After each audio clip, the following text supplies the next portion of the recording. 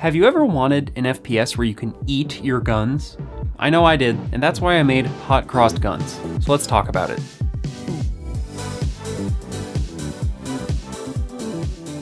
VimJam 3 happened recently, and as someone who enjoys Vimlark's game dev videos, I decided to join in. What I didn't expect is that I would place 8th overall in the jam rankings. This is the first time I've ever ranked anywhere for a game jam, and it was a pretty cool experience for me.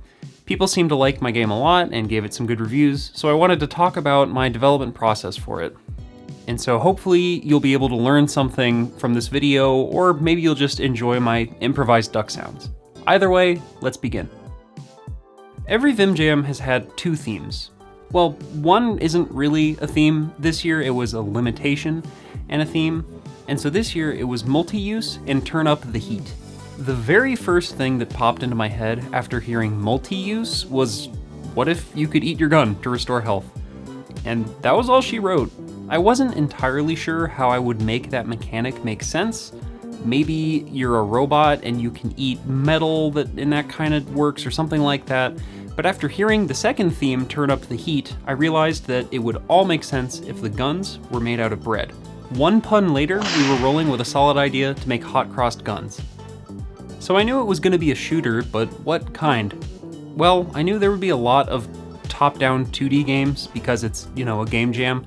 And of course, I'd have to be different and special, so I decided to try my hand at 2D sprites in 3D, the Doom-esque style. And with all these plans in place, it was time to dig into what do you actually need to make an FPS?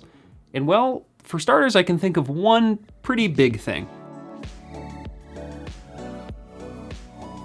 Projectiles are a lot of fun. Hit scan, sure, it's cool, but watching a little nugget shoot across the scene, mentally calculating its trajectory, ooh, that's the good stuff right there. I plopped in my usual Unity 3D player movement and camera controls to start. I decided on a shooting system that would spawn in a bullet right in front of the player when you click, and then propel it forward. Since I wanted the projectiles to be affected by gravity, going physics-based for everything made the most sense. I made 3 different guns for this game.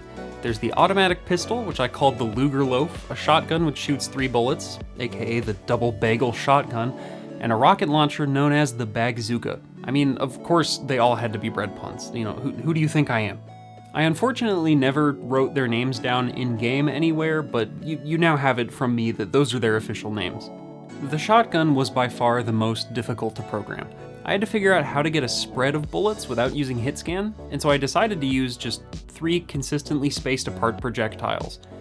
And in order to get them to spread out over time, I tried a few methods, but settled on just running the function to shoot 3 times and slightly changing the angle for 2 of them. Not the most elegant solution, but it did work. And then it stopped working, and it took me a long time to figure out why, but it turned out that they were just colliding with each other frame 1 once I enabled them to collide with things. A simple fix of making them not able to collide with each other, and it was working again like a charm. So now, with 3 working guns, the player needed something to shoot. I had to sit down and think for a good chunk of time about why someone would be using a gun made out of bread. It probably wouldn't hurt the enemies. Why would you be shooting someone anyway? Oh, maybe you're feeding them? But who are you feeding? Angry customers? And then that's when it clicked. What is the stereotypical creature that eats bread? It's ducks. With this idea in mind, I tossed in a 3D model, ripped off its skin, and applied some 2D placeholder art. Thank you, the giant mole from old school RuneScape. You will be used right up until the end of this game's development. And you too, Gnome Child. So let's get these bad boys billboarding. That's what the Doom-style 2D and 3D effect is called when the sprites rotate to always look at the camera. This ended up actually being pretty simple. Following a basic Unity tutorial, I was done in like 10 minutes. You just use Unity's look at function telling the sprite to always, look at the player's position. So cool, they rotate now. So let's get them moving. For this, I decided to use Unity's nav mesh system for the very first time. It's really obtuse when you don't know what you're looking for, but once you get all the components in place, it's a really easy way to implement basic AI. I wanted 2 types of duckies. Well, actually more, but game jams kind of make you cut features left and right, so 2 types of duckies. There's a basic melee duck who would simply constantly follow the player and try to get in close for a melee attack. And then there's a range duck who would follow to a specific distance away, stop, and then shoot at the player. These were both easily doable within the nav mesh system. I baked in the environment as their walkable surface, and they were pretty much ready to go, avoiding obstacles and stuff. Wow, they grow up so fast. Look at them go. Then all I had to do was implement a wave system to give the player a goal they're working towards. Basically, the game just counts to 10 waves and remembers how many ducks it spawns each time. Then once you've eliminated all those spawned ducks, it ticks up a counter and you progress to the next wave. The number of ducks increases every wave, and the ranged ducks are introduced in wave 2. Sweet, the enemies are in place. So now let's spice up the shooting. Or should I say, heat up the shooting. You know, because of the jam. The whole gimmick, the whole selling point of the game is that you can eat your guns. And to make that work, you need to be able to acquire guns to eat. And I decided that a fun way to do that would be a short baking minigame. The baking process wouldn't be complicated to do, but if you're in the heat of battle and you need to heal, I wanted there to be some risk-reward in if you consume your weapon. That and also having to weave around little ducks when you're baking is pretty fun in-game. In real life, that doesn't seem like fun. I kept things simple. Just visit the right objects in order, click a certain number of times to get the gun you want when you're kneading your dough, and then wait for it to finish baking. This all works within a web of booleans that's not actually as scary as it looks.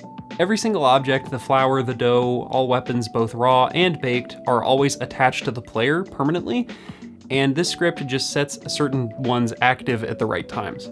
The baking isn't supposed to be challenging on its own, but it makes the game harder because all the stations are spaced out across the map, so you'll have to cross a duck's path at some point while baking. And by spreading those things out, I made the whole process feel more involved and dangerous. Ergo, more fun. Those 3 systems of enemies, shooting, and baking pretty much make up the whole game. So the last thing I wanted was a fitting conclusion for everything. It just felt right to add a big boss fight to finish the game. I wanted a big duck that could do melee charges and shooting, and I decided to name it Big Duck. What did you expect? Something more creative? I'm not Jane Austen here. Big Duck spawns after wave 310 with a health bar added to the UI. I spent a long time trying to figure out different attack states for it, and initially I tried to have it switch attacks based on a timer, but this ended up being too hard for my little pea brain to figure out during the jam, so I settled on a health-based approach. At full health, it does charge attacks, simply following the player with a wide turning radius. At 75 health, it stops and begins rapid firing at the player. Then, below 50% health, it keeps shooting and also moves towards the player. It's pretty simple, but the fact that it's so big and fast makes the boss fight imposing enough to be a good closer for the game. And so, with all the systems finally working and a strong conclusion, I badly needed to replace these placeholders with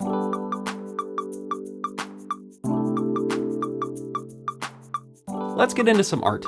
I had a bunch of assets to draw with not much time left in the jam. This was all the final couple days when I just got started with art. The first thing I drew was the Luger loaf, and I ended up quadrupling the original resolution I chose just to make all the details clear. And while I feel this led to better art for everything, because this kind of decided the style for all the other assets I was gonna make, it made every piece take way longer than I anticipated. My artistic process is pretty go with the flow. I tend to do a lot of revisions. I try to get as much material out there as I can, and then I just draw over it again and again, improving upon individual parts. I never get something right on the first pass, and so, I just end up making changes until it looks good. The guns in particular were tricky because of their perspective. I didn't want the Quake penis gun look, so I pushed them off to the side, and doing that makes angles really difficult, because in pixel art, you can do straight lines really well, but as you go into diagonals, you have to make some decisions about where it's gonna line up. Things get a little tricky at corners. It adds complications to things. After I had finished all 3 guns, I drew the duck. Front-facing ducks are, well, cursed to say the least, so I tried to find a good balance where you see it from the side, but can still tell that it's approaching. This was a really tough pose to figure out. I'm not sure if I nailed it, but I ended up with this result anyway. And then for the ranged duck, I just decided to palette swap it to look like the white Affleck duck type of duck. however you say that. And then because I was short on time, I just used the same duck sprite as the melee duck for the boss, and it's literally just scaled up. From there I made the background art, which I really leaned into pixel art dithering to really sell the depth of. And after that, things were looking a lot better than the placeholder stage of development, and all the 2D art was done. But I wanted the baking objects to be 3D, so they stood out more in the scene. I learned a lot of new things for this jam, and for these, I learned PicoCAD. It's a neat little bit of software that's the most stripped down 3D modeler you can imagine. And I even had time to make a decorative little canoe. That's how I imagine the player got to Duck Island. After all this was completed, the game was looking pretty good, but I was really low on time. So I quickly said goodbye to my eyeballs and then opened up my ear holes for some. The best option for the music was really just staring me in the face the whole time. A hype Hot Crossed Buns remix. I decided on drum and bass for the genre, and then I went to town. It's a really repetitive track that I tried to add some variety to by changing key centers, so take a quick listen to some parts.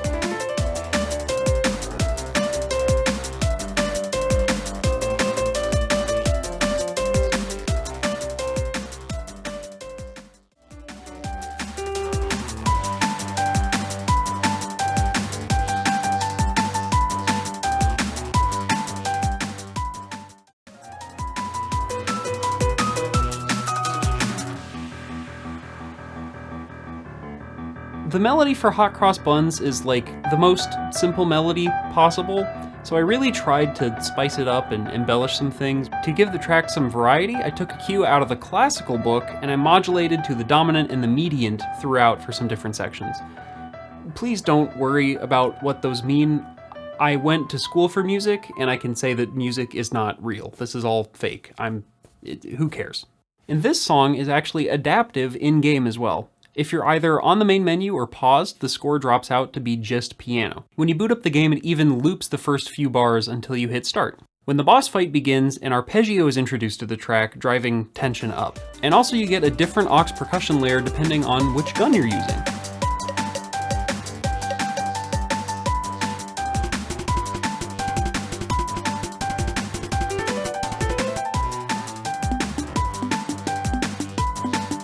All of this is handled in FMOD, which makes this kind of stuff a lot easier. In order to make these adaptive elements work, I had to export the track as multiple stems, which all start at the same time and then get unmuted once they're triggered in-game. The very last thing I made for the game was sound effects. You can picture me, delirious, way too early in the morning, making duck sounds alone in a dark room, and also recording a toaster oven. I recorded or synthesized everything for this game myself, and I'm actually happy with how my own weird duck mouth sounds sound. Some cool highlights for all the sound effects. I recorded my own toaster oven for the oven timer, real flour for the flour sack. I modified some Nerf gun sounds to get the in-game guns. And one thing I'm particularly happy with is I went to a real duck pond and recorded some ambience there. You can very faintly hear it in the background throughout the whole game, and it really stands out when one of the ducks at the pond would just freak out.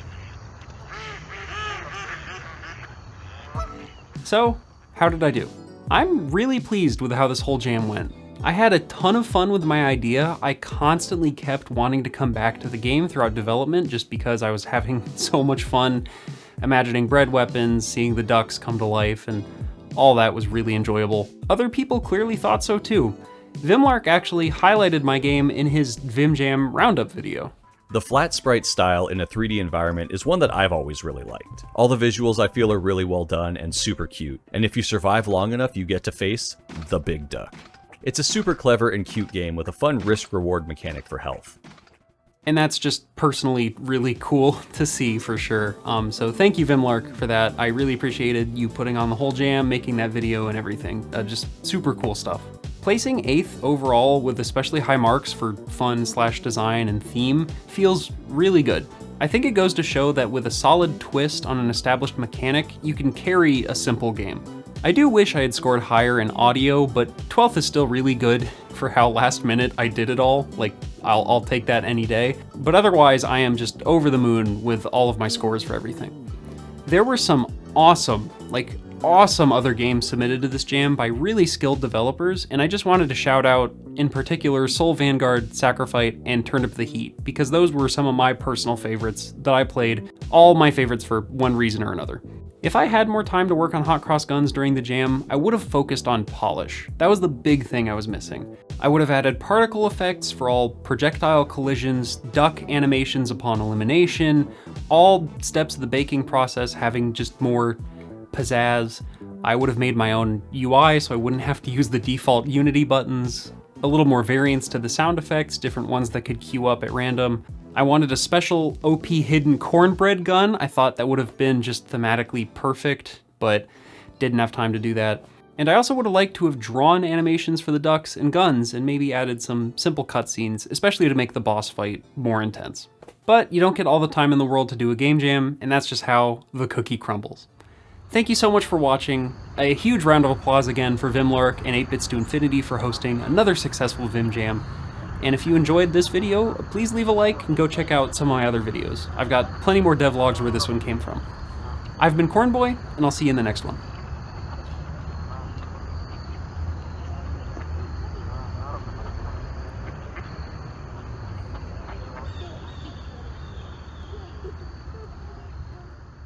Oh, I think I'm gonna sneeze. This will be a great start to the recording.